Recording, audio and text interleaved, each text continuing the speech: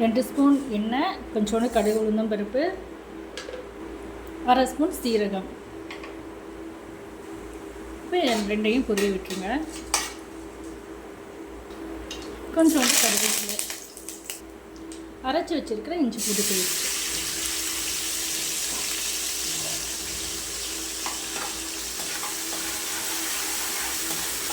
இப்போ வந்து பச்சை வாசனை போகிற வரைக்கும் நல்லா வந்து வதக்கி விட்டுக்கலாம்.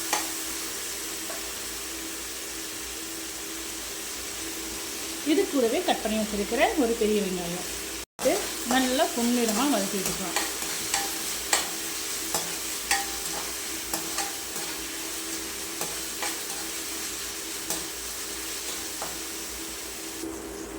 இப்போ இதில் 1/2 spoon red chilli powder, 1/2 spoon மஞ்சள்தூள், 1/2 ஸ்பூன் கரம் மசாலா பவுடர், தேவையான அளவுக்கு சால்ட்டு.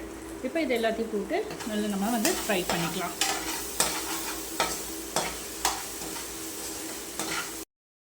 பாருங்கள், வெங்காயம் எல்லாமே சூப்பராக நம்மளுக்கு வதங்கி வந்துடுச்சு. இப்போ நம்ம வேக வச்சு தோல் உரிச்சிட்டு எடுத்து வச்சுருக்கிற பொட்டேட்டோவை வந்து இதில் சேர்த்துக்கலாம். வச்சுருக்கிற பொட்டேட்டோவை வந்து இதில் ஆட் பண்ணிக்கலாம். இது எல்லாத்தையும் நல்லா வந்து மிக்ஸ் பண்ணி விட்டுக்கலாம். உப்புனா கரெக்டாக இருக்கான்னு பார்த்துக்கோங்க. பத்தாட்டி இந்த ஸ்டேஜில் வந்து நீங்கள் ஆட் பண்ணிக்கோங்க.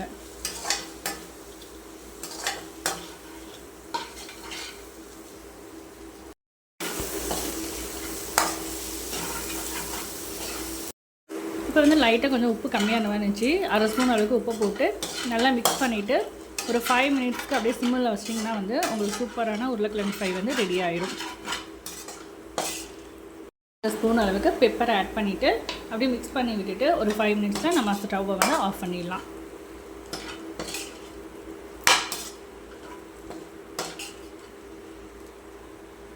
மசாலா ஃபுல்லாக நல்லா வந்து உருளைக்கிழங்குல ஒட்டிடுச்சு. சூப்பரான உருளைக்கிழங்கு ஃப்ரை வந்து ரெடி ஆகிடுச்சு.